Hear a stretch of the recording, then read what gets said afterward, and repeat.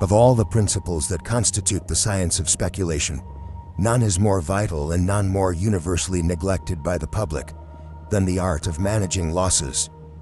The average man comes to the market with his mind fixed solely upon the profits he hopes to make. He dreams of the 10, 20, or 50-point gains that will secure his fortune. His focus is entirely on the reward. The professional operator, by stark contrast, begins his every calculation from the opposite end of the equation. His first and most pressing thought is not how much he can make, but how much he can afford to lose. Richard Wyckoff observed this fundamental difference throughout his long career on Wall Street. He saw that the public's failure was not primarily a failure of stock selection, but a failure of capital management. They did not treat trading as a business. This video is a deep dive into the foundational rules that Wyckoff established for managing capital and, most importantly, for preserving it. It is a guide to the single most critical tool in the trader's arsenal, the stop-loss order. We will explore not just the mechanics of where to place a stop, but the profound business philosophy that makes its use non-negotiable for anyone seeking long-term success in the market. Before we continue, please subscribe and leave a quick comment, even one word. This small action helps the algorithm show this video to more people and tells me these deep dives are worth making. The cornerstone of Richard Wyckoff's entire approach to capital management is a single powerful idea. Rule number 1, make trading a business or do not engage in it at all. He saw that the vast majority of people who lost money in the market were not defeated by the cunning of manipulators or by some inherent difficulty in forecasting prices. They were defeated by their own amateurish approach. A successful merchant would never start a business without a detailed plan, a thorough understanding of his goods, and a strict accounting of his expenses and potential losses. Yet this same merchant would come to Wall Street and risk thousands of dollars on a whim, a rumor, or a hopeful guess. To treat trading as a business, in Wyckoff's view, meant embracing a set of disciplines that were entirely foreign to the average speculator. It meant first and foremost a period of serious preparation and study. He himself, as we have discussed, spent 8 years studying the market before making his first investment, and another 6 before he began active trading. He understood that knowledge of market technique was far more valuable than capital in the beginning. Without knowledge, capital is merely fuel for the market's fire. It also meant developing a clear and logical method of operation. A businessman has a process for buying inventory, pricing his goods, and selling them. A trader must have a similar process for identifying opportunities, entering positions, and most critically, exiting them. This method, based on the analysis of supply and demand, is what separates the professional from the gambler. Furthermore, treating trading as a business meant keeping meticulous records of every transaction. The professional trader must be a scrupulous bookkeeper. He records his trades, his reasons for entering them, and the results. He then studies his losses with even greater intensity than his profits.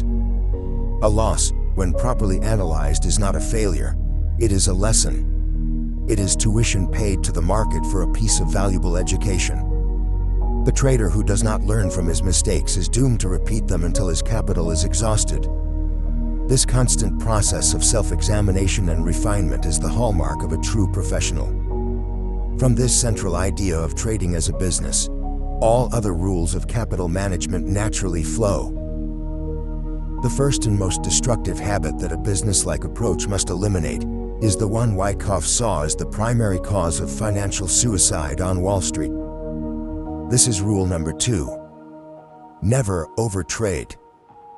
Overtrading is a ruinous practice that manifests in 2 ways. Trading in quantities that are too large relative to one's available capital, and trading too frequently with no sound reason for each commitment. The man who overtrades is acting not from a position of calculated analysis, but from a position of greed and impatience. Wyckoff observed that the average man with $10,000 in capital wants to begin by trading in 500 or 1,000 share lots.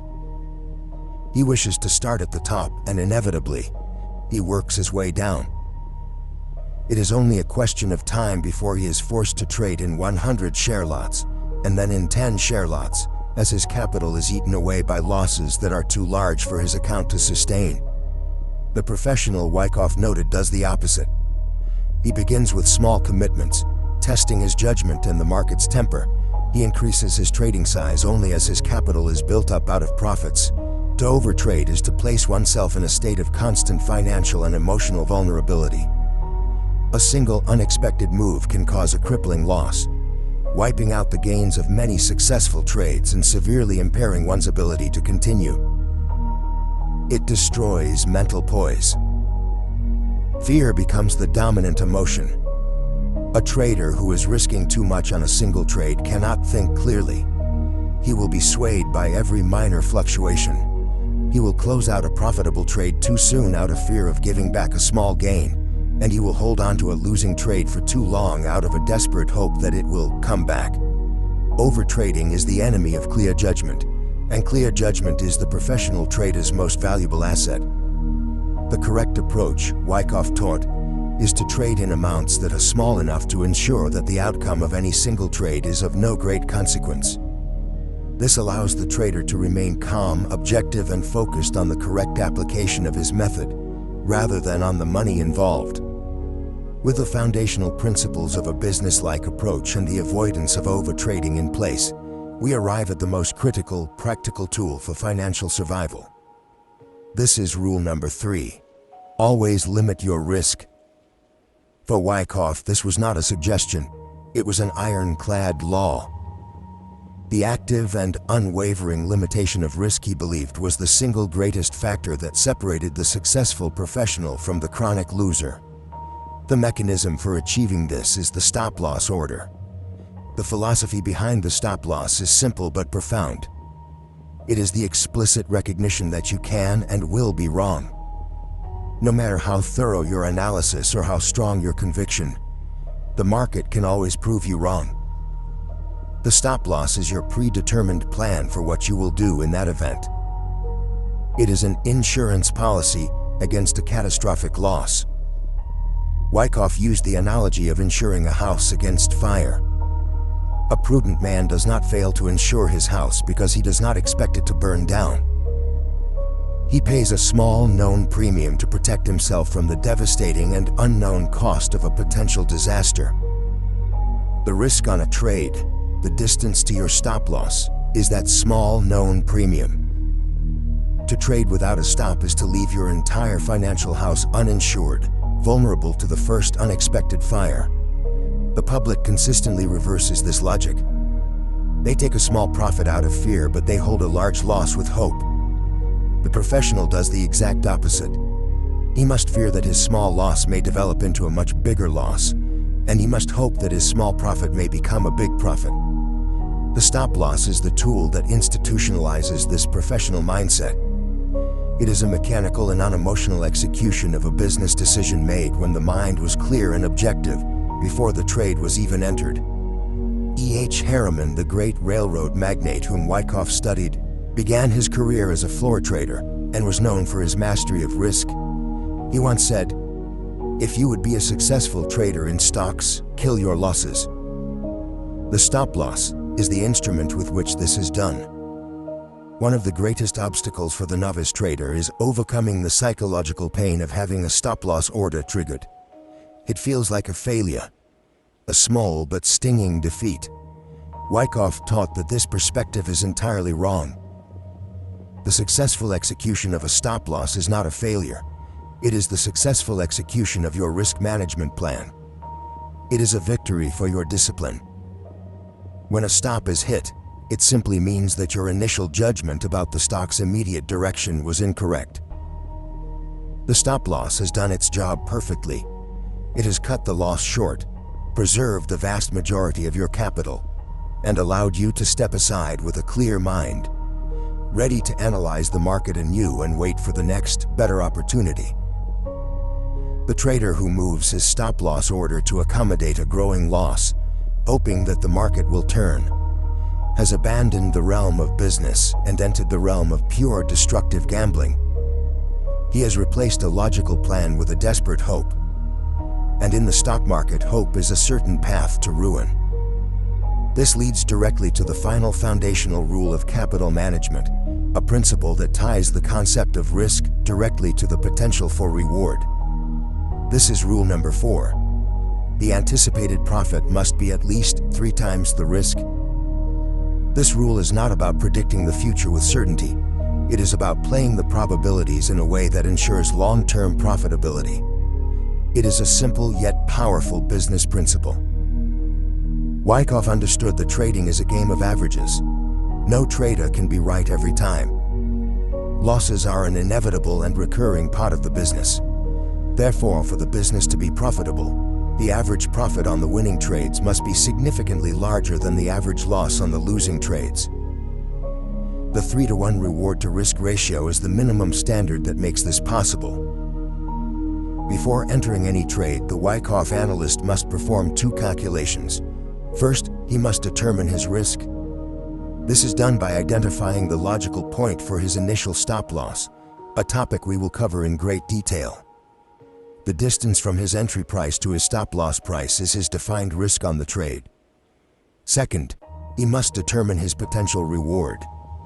This is done by using a logical method of analysis, such as the point and figure counting technique, to project a reasonable price objective for the move. If the potential reward is not at least 3 times the initial risk, the trade is simply not taken. This discipline has a profound effect on a trader's results. It forces him to be patient. It compels him to wait for the very best opportunities, the A-plus setups, where a stock is poised for a significant move from a point where a very close stop can be used. It eliminates the temptation to trade on low-probability marginal setups where the potential profit is small and the risk is ill-defined. By adhering to this rule, a trader can be right on only half of his trades and still be handsomely profitable. Imagine 10 trades are taken. 5 are losing trades, and each one hits its 1-point stop loss, for a total loss of 5 points. The other 5 are winning trades. Because of the 3-to-1 rule, their average profit will be at least 3 points, for a total gain of 15 points. The net result is a profit of 10 points. This is the simple, powerful mathematics of professional speculation. It is the application of sound business principles to an endeavor that most people treat as a game of chance. It is the foundation of financial survival and ultimately of consistent success. Having established the fundamental philosophy behind the stop-loss order, that it is the ultimate tool for capital preservation and the bedrock of a professional business-like approach to the market, we now transition from the why to the where. Understanding that a stop is crucial is the first step. Mastering the art and science of its correct placement is the second. And it is a skill that separates the novice from the expert. A properly placed stop is not a random guess or a measure of one's personal pain tolerance. It is a strategic decision based on the market's own testimony. It is placed at a logical point on the chart that has a direct and meaningful relationship to the reason the trade was initiated in the first place. The first principle in learning how to place stops correctly is to completely reject the arbitrary stop. The average speculator, if he uses a stop at all, tends to place it based on an arbitrary figure. He might decide to risk 2 points or 5% on every trade, regardless of the stock's character or the market's current structure. Wyckoff taught that this approach is fundamentally flawed. The market has no knowledge of and no concern for a trader's personal account size or his predetermined risk percentage. A 2-point stop may be far too wide for a quiet, low-priced stock, leading to unnecessary losses, while being far too tight for a volatile, high-priced leader, causing the trader to be shaken out by normal fluctuations. The core principle of Wyckoff's placement strategy is this: the stop loss must be placed at the 1 point on the chart that conclusively invalidates the original reason for entering the trade. This is a profound shift in thinking. A trade is not proven wrong simply because a certain amount of money has been lost. A trade is proven wrong because the market's subsequent behavior has demonstrated that the initial thesis, the logical case for the trade, is no longer valid. The stop loss, therefore, is not just a financial backstop, it is a technical one. It is placed at the danger point, the price level that, if violated, signals that the underlying technical conditions have changed, and that the trader's initial analysis was incorrect. The art of placing the stop, then, is the art of identifying that precise danger point for every trade. Let us now delve into the specific technical method for placing these logical stops.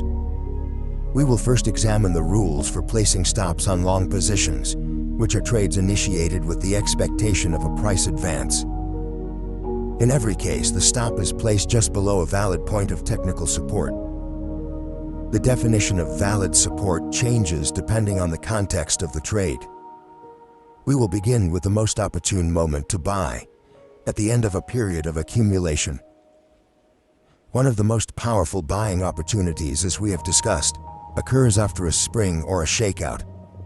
This is the final manipulative drive below the support of a trading range. When a trader buys in confirmation of a spring, that is, after the price has recovered and moved back into the trading range, the stop-loss order is placed at the most logical point possible, just below the extreme low of the spring itself. The reasoning is perfectly clear.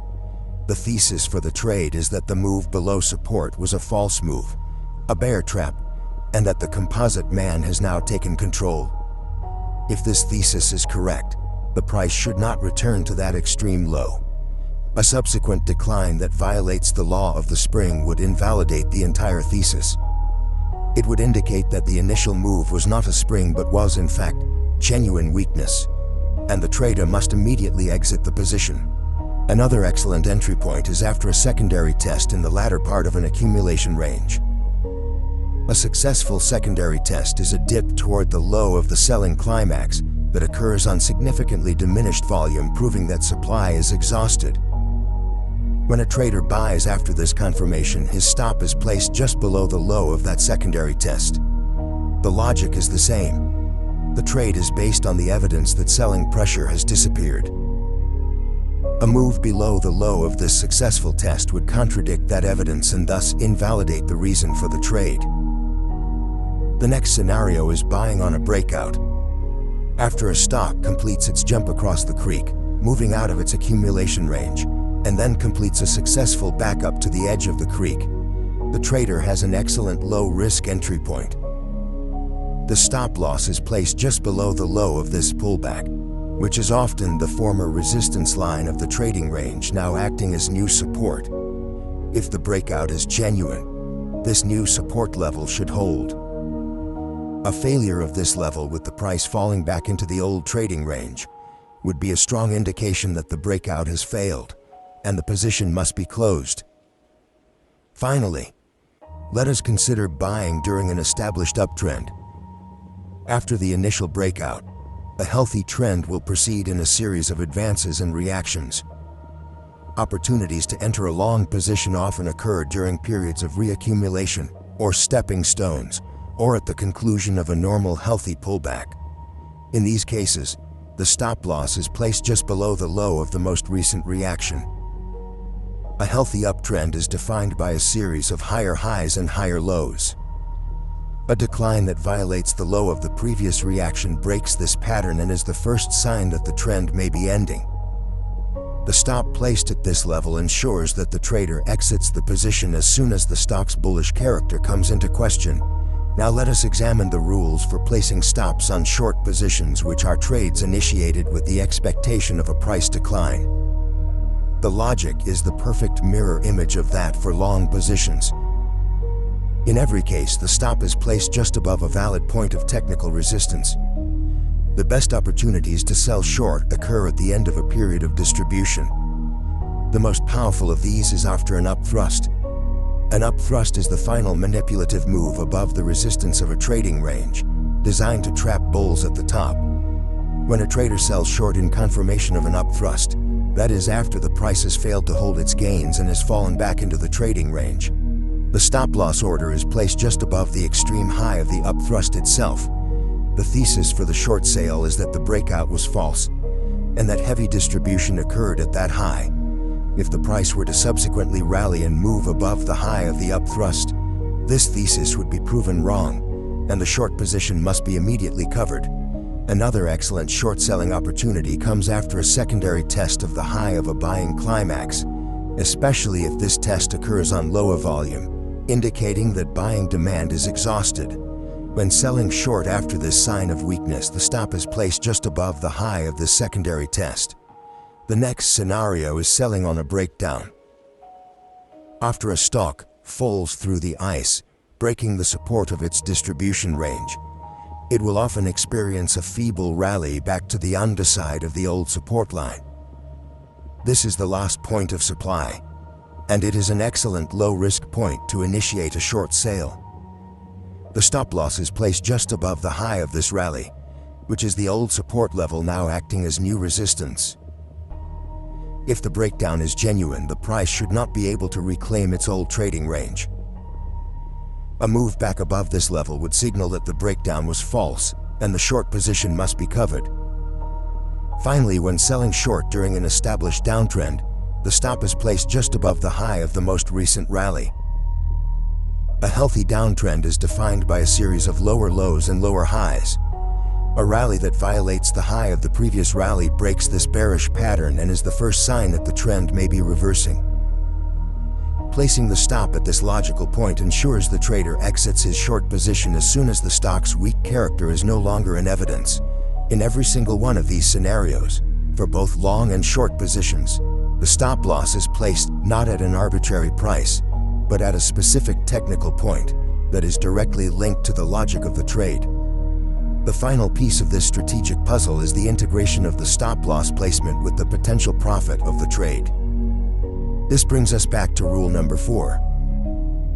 The anticipated profit must be at least 3 times the risk. Before any trade is even considered, the Wyckoff analyst must perform this critical calculation. The process is a 3-step sequence. First, based on a thorough analysis of the chart, the trader identifies a potential trade and the logical entry point. Second, he identifies the logical danger point for that trade, as we have just discussed, and determines where his initial stop loss must be placed. The distance in points between his entry price and his stop loss price constitutes his risk. Third, he must determine the potential reward. This is done by projecting a logical price objective for the move. The most scientific way to do this, according to Wyckoff, is by using the point-and-figure counting method to measure the cause that has been built during the accumulation or distribution phase. This count provides a reasonable estimate of how far the subsequent move can be expected to travel.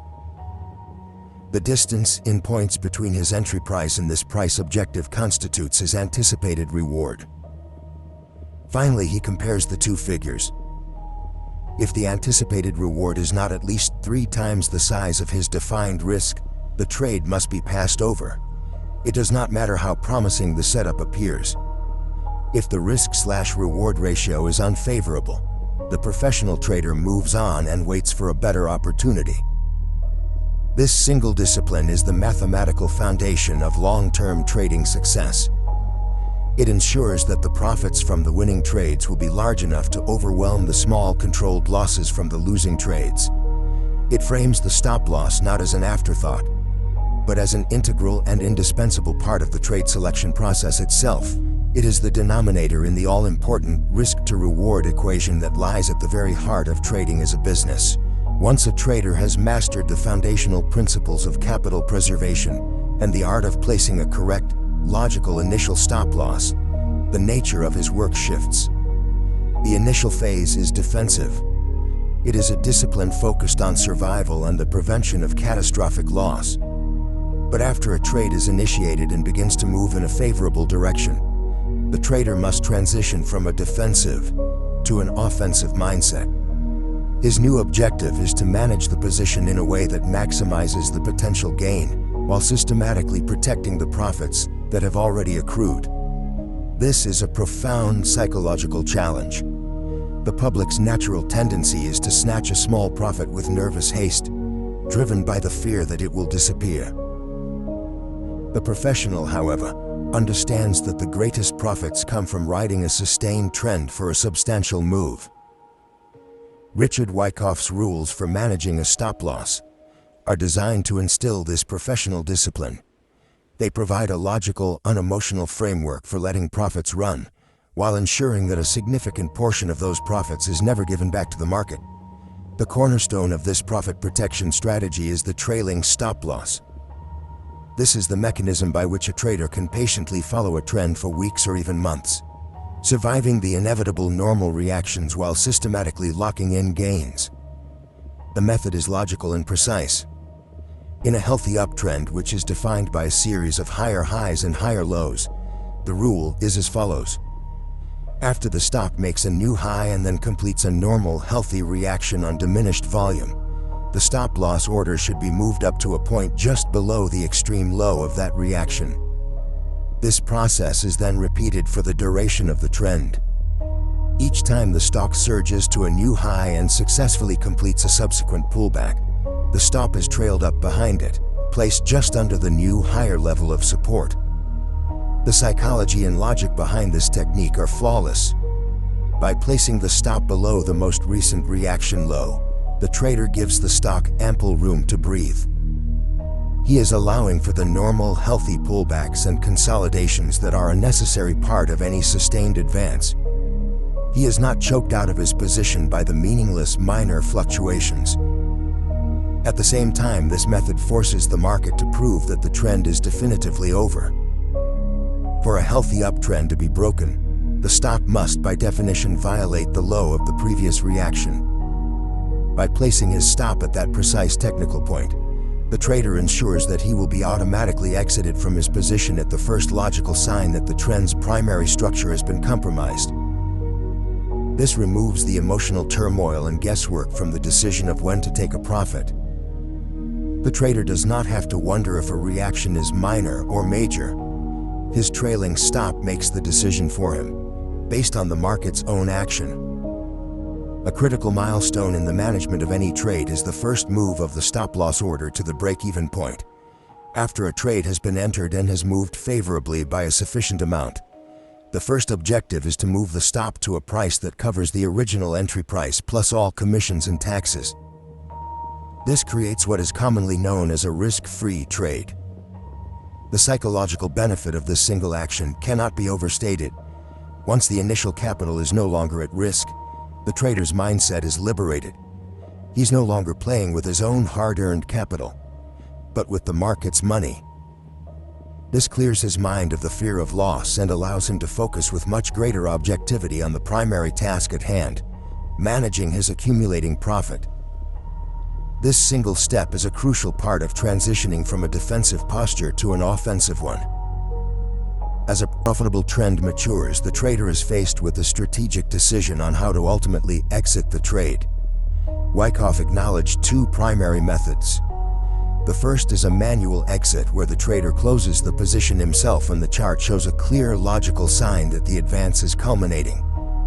This could be a buying climax, an up thrust, or any other sign of significant distribution. The advantage of this approach is that it may allow the trader to secure a price that is closer to the absolute high of the move. The disadvantage is that it requires a high degree of skill and is subject to emotional error. A trader may misinterpret a simple consolidation as a top and exit too early, missing out on a further substantial advance. The second method is the automatic exit, which is simply allowing the trailing stop loss to do its job. The trader continues to trail his stop up under each successive reaction low and remains in the position until the trend finally breaks and the stop is triggered. The advantage of this approach is its mechanical discipline. It removes emotion from the exit decision entirely. While this method will, by definition, never capture the absolute high of the move, it guarantees that the trader will capture a very substantial portion of the overall trend. For most traders, especially those who are still developing their judgment, this systematic, unemotional approach is the far superior choice. It is the embodiment of Wyckoff's principle to let the profits run. Wyckoff also discussed several advanced professional-level concepts related to the use of stops. One is the practice of placing stop-loss orders at odd fractions. He observed that the public and many amateur traders have a strong tendency to place their orders at even, whole numbers or at the half-point marks. Floor traders and specialists, knowing this, could at times be tempted to briefly push a stock to these obvious levels to trigger the clusters of stops. To counteract this, Wyckoff advocated for placing stops at the less common fractions, such as 1/8, 3/8, 5/8, or 7/8.